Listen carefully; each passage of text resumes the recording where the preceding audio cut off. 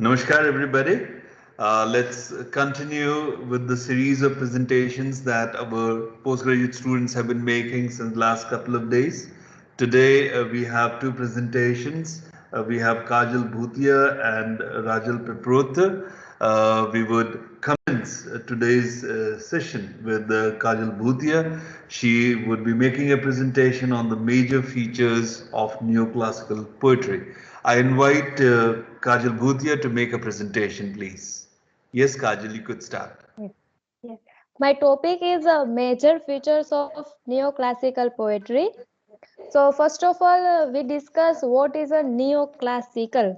So the term neoclassicism is a combination of two words, neo and classic. The word neo means new and classics means style.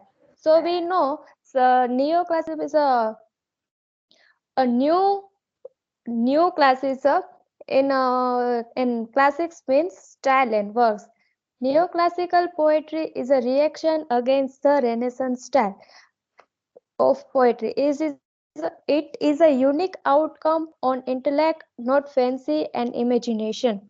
So we know Renaissance style and poetry are different to neoclassical poetry. It's a unique outcome of intellectual, not fancy and imagination.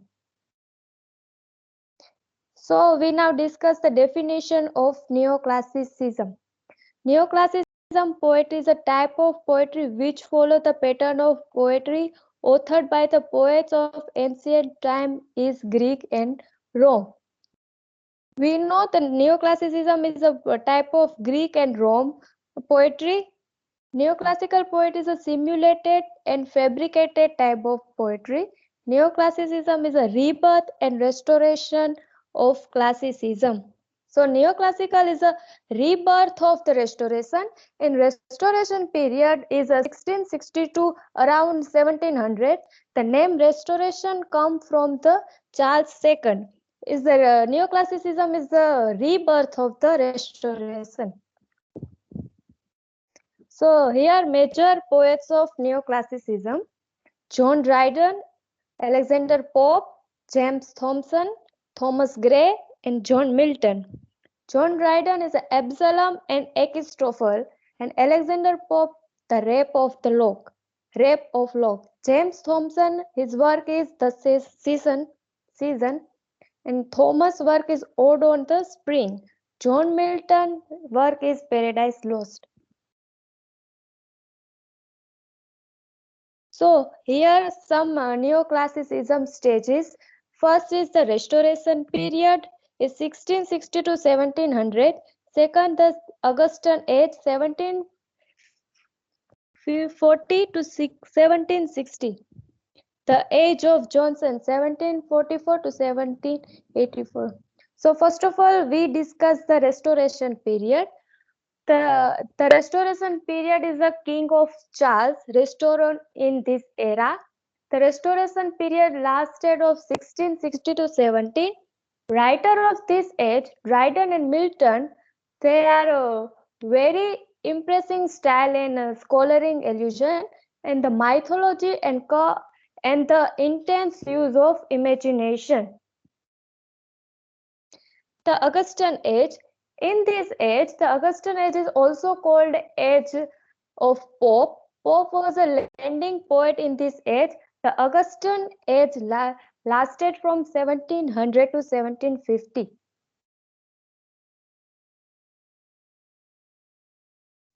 The age of Johnson. The age of Johnson lasted up to 1744 to 1784. When the Romantic movement was underway in the publication of lyrical ballads by Wordsworth and Samuel Coleridge. Here now characteristics of neoclassical poetry. Rationalism. Rationalism is the most essential features of neoclassical poetry. Neoclassical poets view reason as the mainspring of learning, knowledge, and inspiration for their poetry. Neoclassical is the inspiration to learning, knowledge, and inspired by the poet. Neoclassical poetry is a reaction against the Renaissance style of poetry. It's a unique outcome of intellect, not fancy and imagination. Unlike romantic poetry, which is entirely the result of sentiments of the poet, neoclassical poet is a simulated, fabricated, and the type of poetry. We know we have heard the name Coleridge and Wordsworth, who wrote poetry throughoutly at the impulse of their imagination. That is the reason their poetry may be branded as artificial and synthetic. So here is a heroic couplet. Heroic couplet is another hallmark of neoclassical poetry. The neoclassical poets were primarily responsible for reputation of heroic couplets in the history of English literature. Heroic couplet is another hallmark of neoclassical, and the neoclassical poet is a primary and responsible of the heroic couplets in history of English literature. They were the champion of heroic couplet. No poet in the history of English literature can compete with the mastery of neoclassical poet in handling heroic couplet that excel at each and every poet in this regard. They are considered as the real master of heroic couplet. What is the most important about these two poets is they polished heroic couplets correct in made it regular, more flexible, and polished medium of poetic expression. It is said that Dryden wrote almost 30,000 heroic couplets. Dryden heroic couplet is the most famous. His poem like Absalom and Achitophel. So now, poetic diction. Poetic diction of neoclassical poetry is a completely different from that of romantic poetry. Poetic diction is we know the poetic diction is completely different to romantic poet. In romantic poetry, the diction is flexible and easy to use, while in the neoclassical poetry is a restrained, concrete and rigid. In neoclassical poets were found of using a different language for poetry. They thought that there should be a dividing line between the language or prose and poetry. Poetry is a language of prose and poetry. They were of the view the decor specified the style and are the vital elements of poetry. Alexander Pope was very conscious about the language of this poetry. He says essay on criticism. So thank you for the being listening. Okay, very good, excellent, Kajal. So it's a very good effort. Just to sum up what you have been discussing, you began with the meaning of neoclassical or neoclassicism, as it were. Then you entered into defining, some of the essential qualities or features of neoclassicism. You took stock of the major poets, of the neoclassical age, the stages of the restoration period, and then you examined at length some of the characteristic qualities of restoration poetry, or what is also referred as neoclassical poetry, taking stock in particular about rationalism, heroic couplet, and of course the poetic diction. During your discussion of the heroic couplet, you especially referred to Dryden's, very famous work, Absalom and Achitophel. I think that was again something very interesting. So let us thank Kajal Bhutia for her presentation. Thank you very much. It has been a very, very good effort. I believe you're doing it for the first time, but then Yes, there is sir. always a first time for everything. So it's a good start. Okay, we are looking forward to many, many more presentations from you. Thank Thank you. you, sir. You're welcome, Vita. Now let's move on to the second presentation. I believe Rajal, you have shared the link. So I'll Yes, just, sir. I you know, have shared on WhatsApp.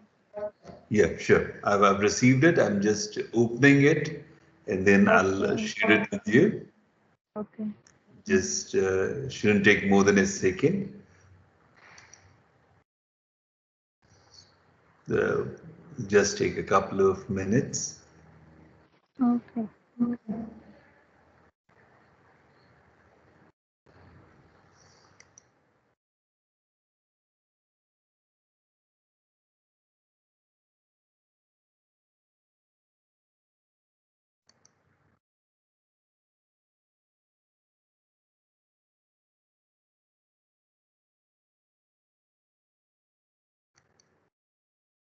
Rajal, are you able to see the screen? Yes, sir. Yeah, just give me a second. The moment it is visible to everybody, we'll make a start. Okay.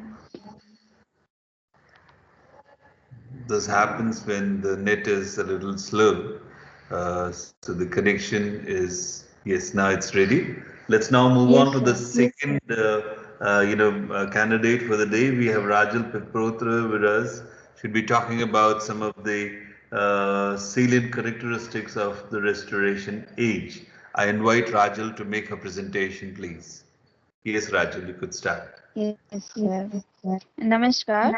I Rajal Piprotar. My topic is salient characteristics of neoclassical age. Next, please.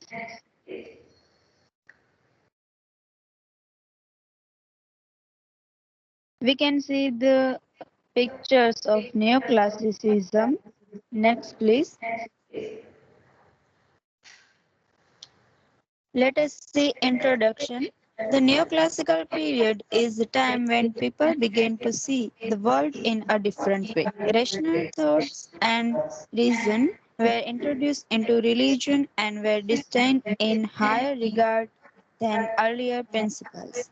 The public started reject the monarchy and turned to an elected government.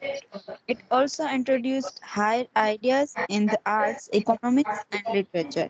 This is how introduction we can see the neoclassical period. Next, please. The neoclassical age. Neoclassical age written between 1660 to 1798. The term neo means new, while classical refers to the human entry. This is also known as Enlightenment period. It is movement against too much use, individualism, and imagination. Next, please.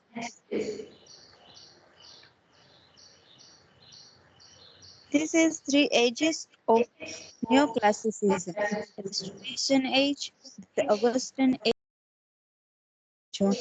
Next, please. Characteristics of neoclassical age. Neoclassical characteristics include order, rigid, restraint, accuracy, and correctness. Neoclassical literature was in direct opposition to its predecessors and Renaissance period. In contrast to the Renaissance, Neoclassicism saw man as inherently flawed, whereas in the Renaissance man was basically good. Neoclassical writers emphasized restraint and self-control. This was a time when conversationalism flourished in literature. This is characteristic of neoclassicism. Next, please. Literary works of neoclassical age: melody, fables, melodrama, satire, letters, diaries, novels, and essays. Next, please. Main figures of neoclassical John Dryden, Alexander Pope, and Samuel Johnson. We can see the pictures of um, these great masters. Next, please.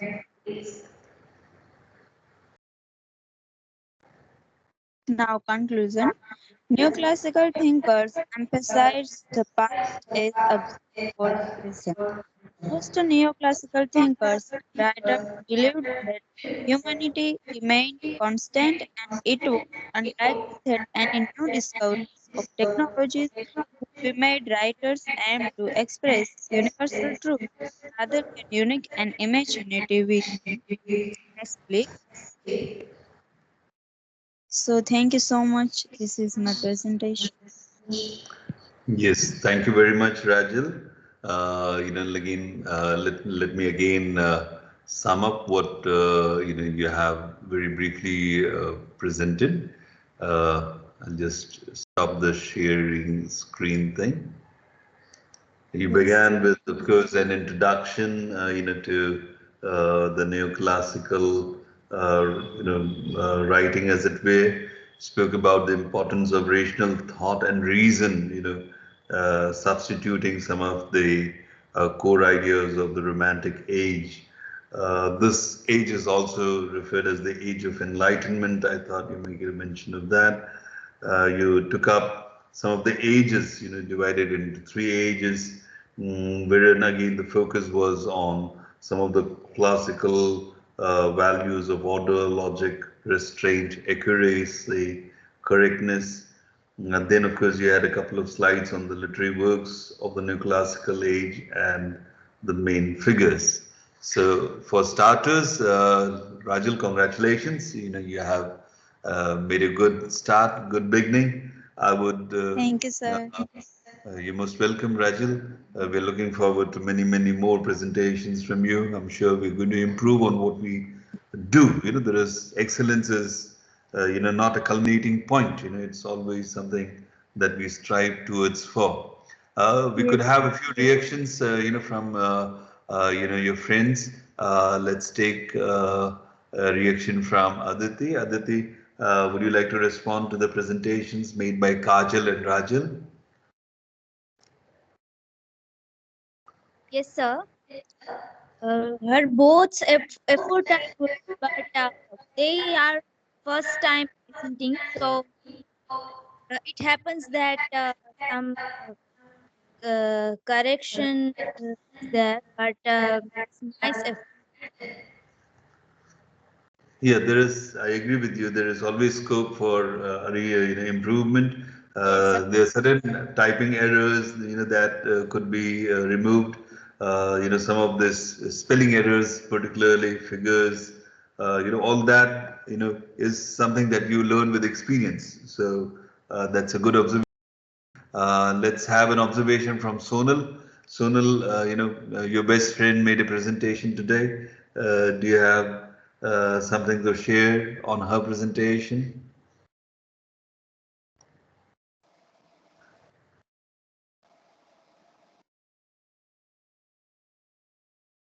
Your voice is not audible, Sonal.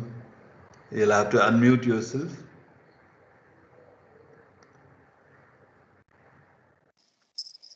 Sir, they both did very good job. Right. Both were very nice, and as Aditi said, there is always hope for improvement. So yes, they Improve. both are also nervous, as I was yesterday. Yeah, that's good. That's good. Very good, Sonal. That's, you need to congratulate yourself and your friends. So that's a good Yes. observation. Yes, sir. Let's take a quick response from Kajal Gader. Hello, Kajal.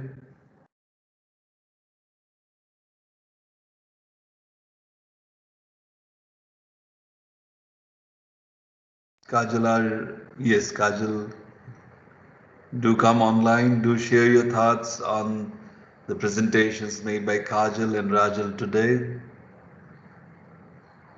Maybe she's having some technical issues. The voice is not heard. So let me end the recording.